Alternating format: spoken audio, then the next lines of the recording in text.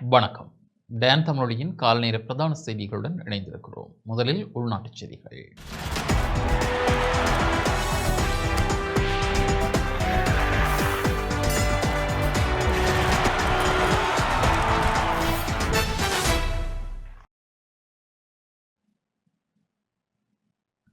போக்குவரத்து, நெடுஞ்சாலைகள், துறைமுகங்கள் மற்றும் சிவில் விமான சேவைகள் அமைச்சின் செலவு தலைப்பு தொடர்பில் நேற்று கலந்துரையாடப்பட்டுள்ளது. 2025ஆம் ஆண்டுக்கான வரவு செலவு திட்டத்தை தயாரிப்பதற்கான அமைச்சரவை மட்டத்திலான ஆரம்ப கலந்துரையாடலில் நேற்று போக்குவரத்து, நெடுஞ்சாலைகள், துறைமுகங்கள் மற்றும் சிவில் விமான சேவைகள் அமைச்சின் செலவு தலைப்பு கலந்துரையாடப்பட்டுள்ளது. ஜனாதிபதி அன்ரோகுமார் திசாநாயக்க தலைமையில் ஜனாதிபதி அலுவலகத்தில் கலந்துரையாடல் நடைபெற்றது. போக்குவரத்து, நெடுஞ்சாலைகள், துறைமுகங்கள் மற்றும் சிவில் விமான சேவைகள் அமைச்சர் பிமல் ரத்நாயக்க, போக்குவரத்து மற்றும் நெடுஞ்சாலைகள் பிரதி அமைச்சர் கலாநிதி பிரசன்ன குணசேன, துறைமுகங்கள் மற்றும் சிவில் விமான சேவைகள் பிரதி அமைச்சர் ஜனித ருவன் கொடித்துவக்கு, ஜனாதிபதியின் செயலாளர் கலாநிதி நந்திக்க சனத்குமார் நாயக்க, நிதியமைச்சின் செயலாளர் நிதி மஹிந்த ஸ்ரீவர்த்தன, போக்குவரத்து, நெடுஞ்சாலைகள், துறைமுகங்கள் மற்றும் சிவில் விமான சேவைகள் அமைச்சின் செயலாளர் சிரேஷ்ட பேராசிரியர் கபில சி கே பிரேரா உள்ளிட்ட அதிகாரிகள் குழுவினர் இதில் கலந்து கொண்டனர். கிராமிய அபிவிருத்தி, சமூக பாதுகாப்பு மற்றும் சமூக வலுவூட்டுகை அமைச்சின் செலவு தலைப்பு தொடர்பிலும் நேற்று கலந்துரையாடப்பட்டுள்ளது. கிராமிய அபிவிருத்தி, சமூக பாதுகாப்பு மற்றும் சமூக வலுவூட்டுகை அமைச்சர் கலாநிதி உபாலி பனிலகி, ஜனாதிபதி செயலாளர் கலாநிதி சனத் நந்திக்க குமாநாயக்க, கிராமிய அபிவிருத்தி, சமூக பாதுகாப்பு மற்றும் சமூக வலுவூட்டுகை அமைச்சின் செயலாளர் மலர்மதி கங்காதரன், நிதி அமைச்சின் செயலாளர் மஹிந்த ஸ்ரீவர்த்தன உட்பட அமைச்சுக்களின் உயர் அதிகாரிகள் கலந்து கொண்டனர். துப்பாக்கிகளுடன் ஒருவர் கைது செய்யப்பட்டுள்ளதாக நொச்சியாகம போலீசார் தெரிவித்தனர். நொச்சியாகம ரணூராவ பிரதேசத்தில் உள்நாட்டு மற்றும் வெளிநாட்டில் தயாரிக்கப்பட்ட துப்பாக்கிகளுடன் சந்தேக நபர்கள் இருவர் கைது செய்யப்பட்டுள்ளதாக நொச்சியாகம போலீசார் தெரிவித்தனர். கைதான சந்தேக நபர்கள் 33 மற்றும் 34 வயதான தலாவ மற்றும் ஹால்திவுல் வெவ பிரதேசங்களைச் சேர்ந்தவர்கள் ஆவர் என தெரிவிக்கப்படுகிறது. மேலதிக விசாரணைகளை நொச்சியாகம போலீசார் முன்னெடுத்துள்ளனர்.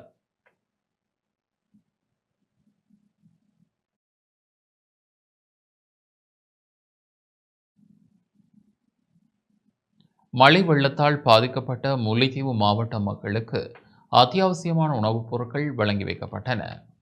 மழை வெள்ளத்தால் பாதிக்கப்பட்ட முல்லைத்தீவு மாவட்டத்தின் பற்றாப்பிள்ளை, முள்ளியவெள்ளை, கேப்பாப்பிலவு, ஐயனார் குடியிருப்பு, ரெட்பானா, விஸ்வமடு ஆகிய கிராமங்களில் தெரிவு செய்யப்பட்ட 165 குடும்பங்களுக்கு அத்தியாவசியமான உணவுப் பொருட்கள் வழங்கி வைக்கப்பட்டுள்ளன. யாழ்ப்பாணம் வடமராட்சி தொண்டைமன்னாறு சந்நிதியான் ஆச்சிரமத்தால் நேற்று அத்தியாவசியமான உணவுப் பொருட்கள் வழங்கி வைக்கப்பட்டன. வெற்றாப்பிள்ளையில் வைத்து இவ்வுதவிகள் சந்நிதியான் ஆச்சிரம முதல்வர் கலாநிதி மோகனதாஸ் சுவாமிகள் வழங்கி வைத்தார். இதேவேளை திருவோணமலை 10ஆம் கட்டை வேப்பங்குளம் பகுதியில் வசிக்கும் பெரும்பான்மை இனத்தைச் சேர்ந்த குடும்பம் ஒன்றுக்கு வீடு திருத்தம் செய்வதற்காக 1 லட்சம் ரூபாய் நிதியும் சந்நிதியான் ஆச்சிரமத்தால் வழங்கி வைக்கப்பட்டுள்ளது.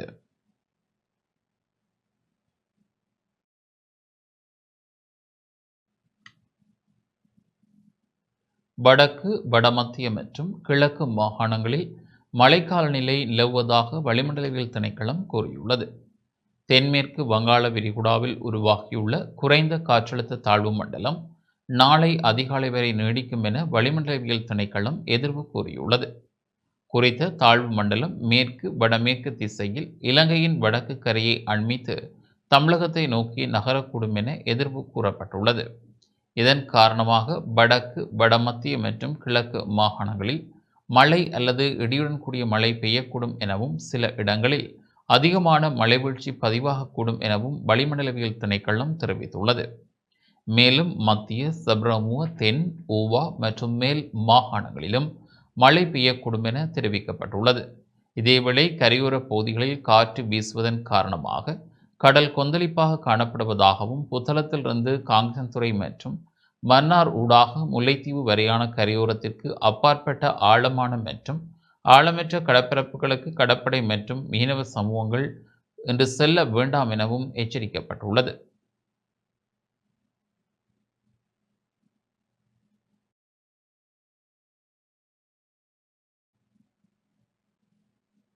கிளிநொச்சி மாவட்டத்தில் தொடர்ச்சியாக மழை பெய்து வருவதனால் குளங்கள் வான் பாய ஆரம்பித்துள்ளன.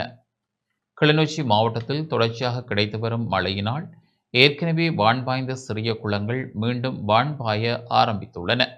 அந்த வகையில் இரணிமடு குளத்தின் 14 வான் கதவுகளில் 2 வான் கதவுகள் 6 இன்ச்சு அளவில் நேற்று மாலை முதல் திறந்துவிடப்பட்டுள்ளது.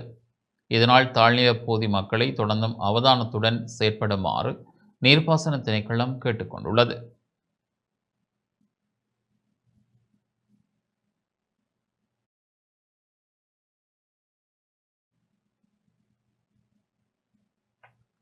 ஒற்றையாட்சியின் கீழ் தமிழ் மக்களின் பிரச்சினைகளுக்கு தீர்வு காண முடியாது என நாடாளுமன்ற உறுப்பினர் பாவனா சத்தியலிங்கம் தெரிவித்துள்ளார். ஒற்றையாட்சியின் கீழ் தமிழ் மக்களின் பிரச்சினைகளுக்கு தீர்வு காண முடியாது எனவும் இந்த விடயம் தொடர்பில் தமிழ் கட்சிகள் சேர்ந்து பயணிக்க வேண்டும் எனவும் நாடாளுமன்ற உறுப்பினரும் இலங்கை தமிழிசக் கட்சியின் பொதுச் செயலாளருமான பாவனா சத்தியலிங்கம் தெரிவித்துள்ளார். நேற்று வவுனியாவில் உள்ள தமிழிசக் கட்சியின் தாயகம் அலுவலகத்தில் இடம்பெற்ற ஊடக சந்திப்பில் இவ்வாறு குறிப்பிட்டார்.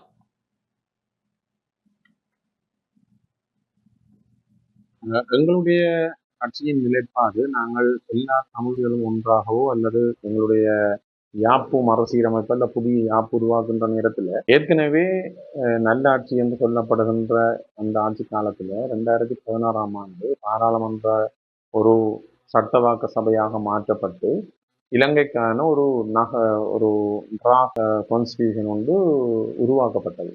அது 2016ஆம் ஆண்டு வெளிவரும் என்றிருந்தும் அது வெளிவர முடியாமல் பல தடைகள் ஏற்பட்டு அது இன்று வரையில் அந்த புதிய யாப்பின் வடிவம் வெளிவரையில்லை. ஆகவே நாங்கள் பல சந்தர்ப்பங்களிலேயும் அரசாங்கத்தோடு பேசும்போது 2016ஆம் ஆண்டு எட்டப்பட்ட உடன்பாடுகள் என்ற அடிப்படையில் இதற்கான பேச்சுவார்த்தைகள் அமைய வேண்டும் என்ற கோரிக்கை இலங்கை தமிழர் கட்சியினுடைய கோரிக்கையாக இருக்காது. அந்த நேரத்தில் இலங்கை தமிழர் கட்சி மாத்திரமில்லை, தமிழ் தேசிய கூட்டமைப்பாகத்தான் அந்த செயற்பாடுகள் நடைபெற்றது. அந்த செயற்பாட்டில் இப்போதைய ஜனாதிபதியும் அதே மாதிரி ஏவிபியில் மிகவும் முக்கியமாக இருக்கிற கௌரவ பாராளுமன்ற உறுப்பினர் விமல் ரத்நாயக்க போன்றவர்கள் மிகவும் தங்களுடைய பங்களிப்பு நிறைய அந்த உருவாக்கத்துக்கு, அந்த யாப்பு உருவாக்கத்துக்கு வழங்கி இருக்கிறார். நான் நடவடிக்கை எடுக்க தயாராக இருக்கிறேன் என்று சொல்லி அவர் சொல்லியிருக்கிறார். எங்களுடைய மாகாண சபை ஆட்சி காலத்திலே தமிழ் மக்கள் பேரவையால் உருவாக்கப்பட்ட அந்த ஒரு மாதிரி தீர்வு திட்டம் தொடர்பாக அதன் அடிப்படையில் பேசப்படுவதாகவும் எங்களோட சொல்லாவிட்டாலும் கூட பத்திரிகைகளில் பார்க்கக்கூடியது. ஆகவே இலங்கை தமிழர்களுடைய வடகிழக்கு தமிழர்களுடைய பிரச்சனை என்பது ஒரு ஒற்றை ஆட்சிக்கு கீழே தீர்க்கப்பட முடியாத, தீர்வு காண முடியாத ஒரு பிரச்சனை என்பதில் இலங்கை தமிழர் கட்சியும் உறுதியாக இருக்கிறது. ஆகவே நாங்கள் எங்களுக்கு பொருத்தமான அடிப்படை, தமிழ் பேசும் மக்களுடைய அடிப்படை அரசியல் உரிமையை பாதுகாக்கக்கூடிய வகையில் நாங்கள் எப்படி எதிர்காலத்தில் பேச்சுவார்த்தைகளை முன்னெடுக்கலாம் என்பதையும் நாங்கள் இந்த தமிழ் கட்சிகள் எல்லோரும் சேர்ந்து ஒரு முடிவெடுக்கிறதாக இருந்தால் இது ரெண்டையும் ஆராய வேண்டும் என்பதும் என்னுடைய கருத்து.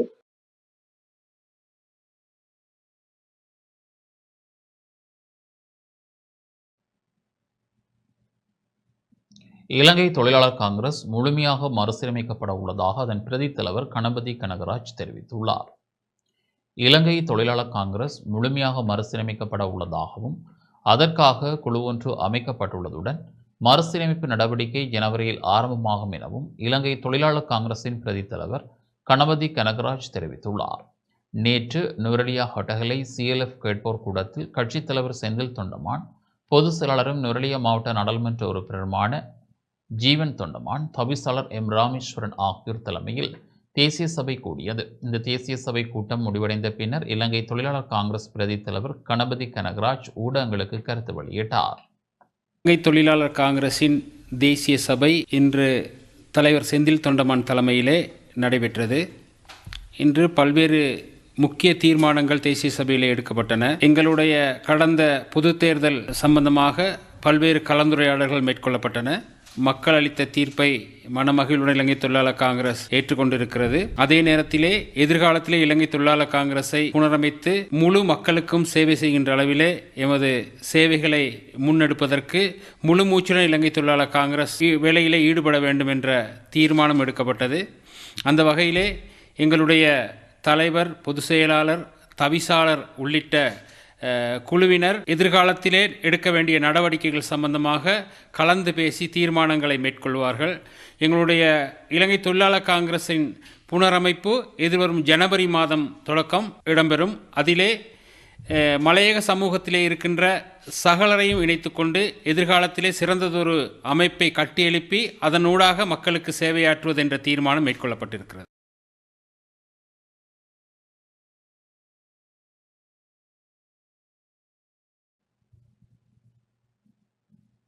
வடக்கு மாகாண ஆளுநருக்கும் ஜிஎன்டிபி நிறுவனத்தின் வதிவிட பிரதிநிதிக்கும் இடையில் நேற்று சந்திப்பு இடம்பெற்றுள்ளது. வடக்கு மாகாணத்தின் தேவைப்பாடுகள் தொடர்பிலும் யுஎன்டிபி நிறுவனத்தினால் முன்னெடுக்கப்பட்ட வேலை திட்டங்கள் தொடர்பிலும் வடக்கு மாகாண ஆளுநர் நாவண்ணா வேதநாயகனுக்கும் யுஎன்டிபி நிறுவனத்தின் வதிவிட பிரதிநிதிக்கும் இடையில் நேற்று சந்திப்பு இடம்பெற்றுள்ளது. நேற்று மாலை யாழ்ப்பாணத்தில் உள்ள ஆளுநர் செயலகத்தில் சந்திப்பு இடம்பெற்றது. உள்ளூராட்சி அமைப்புகளை வலுப்படுத்தும் தமது வேலை திட்டம் தொடர்பாக வதிவிட பிரதிநிதியால் ஆளுநருக்கு எடுத்துரைக்கப்பட்டது. உள்ளூராட்சி மன்றங்களின் சேவைகளை நிகழ்நிலைப்படுத்துவதன் தேவைப்பாடு மற்றும் அதனால் ஏற்படும் சாதகமான நிலைமைகள் தொடர்பில் குறிப்பிட்ட ஆளுநர் வடக்கு மாகாணத்திலும் அது நடைமுறைப்படுத்தப்படுவதன் அவசியத்தை சுட்டிக்காட்டினார்.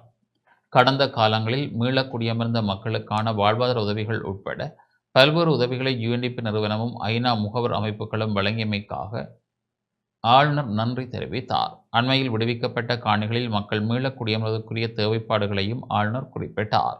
அத்துடன் வடக்கு மாகாணத்தில் யுஎன்டிபி நிறுவனத்தால் முன்னெடுக்கப்பட்ட ஆய்வு அறிக்கையை யுஎன்டிபி நிறுவனத்தின் வதிவிட பிரதிநிதி ஆளுநரிடம் ஒப்படைத்தார்.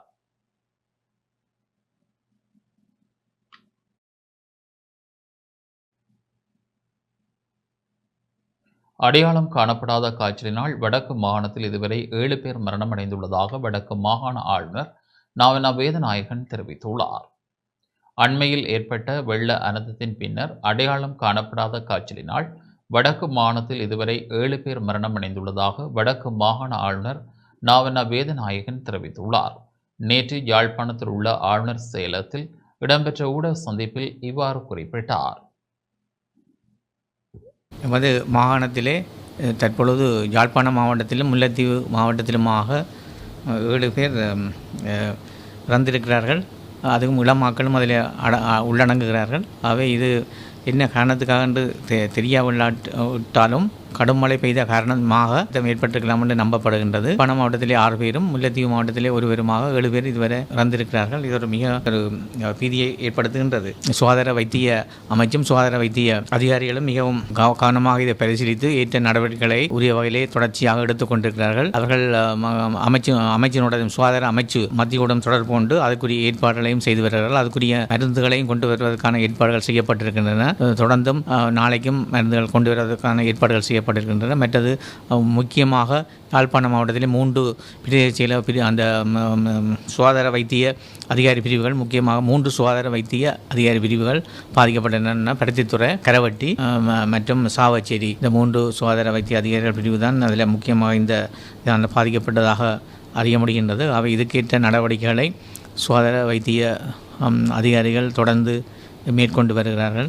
அவை இதை அந்த கிணறுகளை சுத்தமாக்கி குளோரினிடவும் நீர் தேங்கி நிற்கிற வயலோ அந்த பிரதேசங்களுக்கு செல்ல வேண்டாம் என்றும் வைத்தியர்களால் அறிவுறுத்தப்பட்டிருக்கிறது.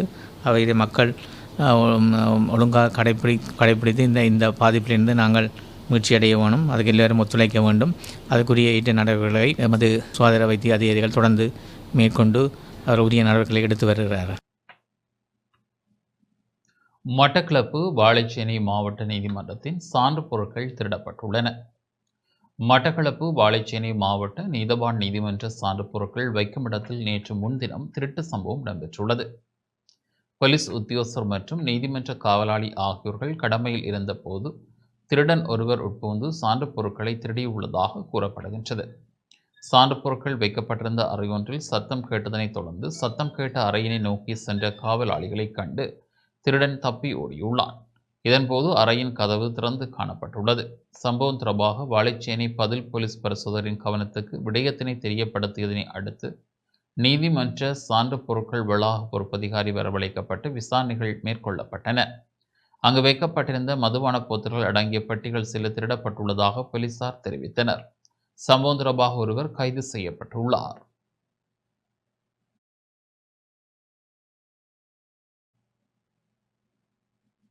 யாழ்ப்பாணம் மாவட்ட சிறுவர் பாதுகாப்பு குழு கூட்டம் நேற்று இடம்பெற்றது.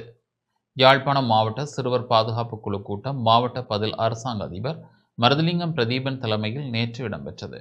கடந்த ஆவணி மாதம் முதல் இதுவரையான காலப்பகுதியில் இடம்பெற்ற சிறுவர் உரிமை மீறல்கள், சிறுவர் அபிவிருத்தி, சிறுவர் நலன்சார் விடயங்கள் தொடர்பில் ஆராயப்பட்டது. இந்த கூட்டத்தில் பிரதேச செயலாளர்கள், தொண்டர் நிறுவன அதிகாரிகள், சிறுவர் பாதுகாப்பு உத்தியோகஸ்தர்கள், தேசிய சிறுவர் பாதுகாப்பு சபை அதிகாரிகள், நன்னடத்தை உத்தியோகஸ்தர்கள், பொதுமக்கள் என பலர் பங்கேற்றனர்.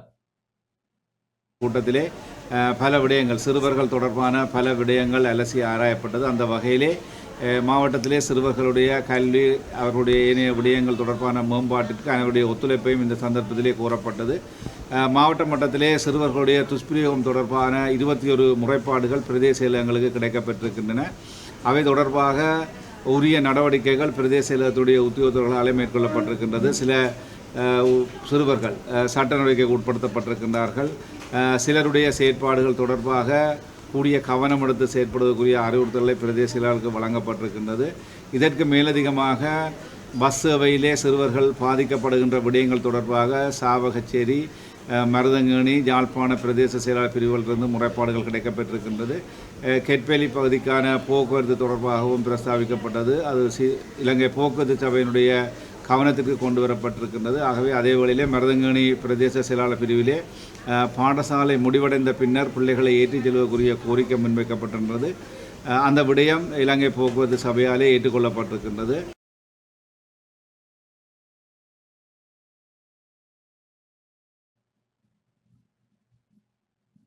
முல்லைத்தீவு மாவட்ட பண்பாட்டு பெருவிழா நேற்று இடம்பெற்றது. முல்லைத்தீவு மாவட்ட பண்பாட்டு பெருவிழா நேற்று துணுக்காய் பிரதேச செயலகத்தில் இடம்பெற்றது.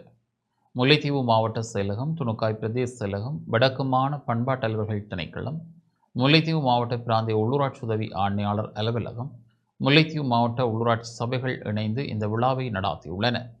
முல்லைத்தீவு மாவட்ட அரசாங்க அதிபர் ஆனா உமா மகேஸ்வரன் தலைமையில் இடம்பெற்ற நிகழ்வில் பிரதம விருந்தினராக வடக்கு மாகாண பொது சேவை ஆணைக்குழுவின் செயலாளர் சீனா திருவாகரன் பங்கேற்றார்.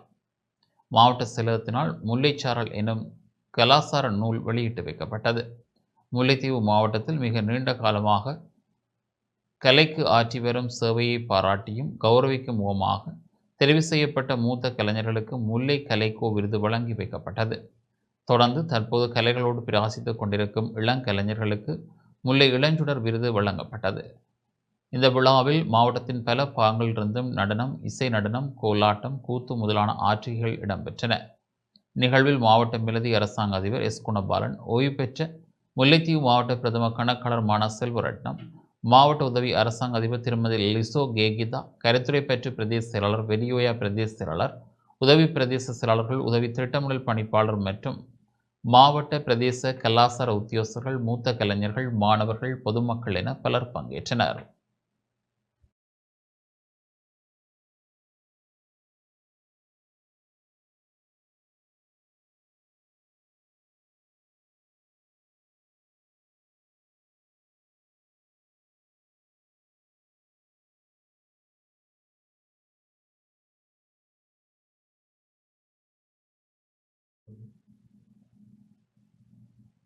தொடர்வது உலகச் செய்தி.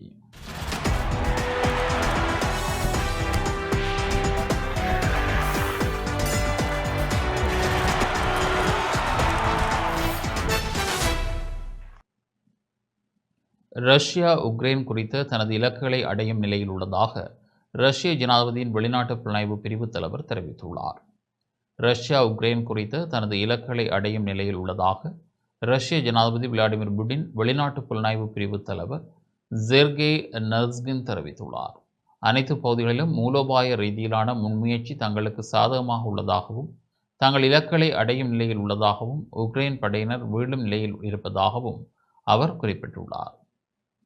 ரஷ்யாவை பொறுத்தவரை உக்ரைன் ஜனாதிபதி தனது நியாயபூர்வ தன்மையையும் பேச்சுவார்த்தைகளில் ஈடுபடுவதற்கான திறனையும் இழந்துள்ளார் எனவும் ரஷ்ய ஜனாதிபதியின் வெளிநாட்டு புலனாய்வு பிரிவு தலைவர் குறிப்பிட்டுள்ளார்.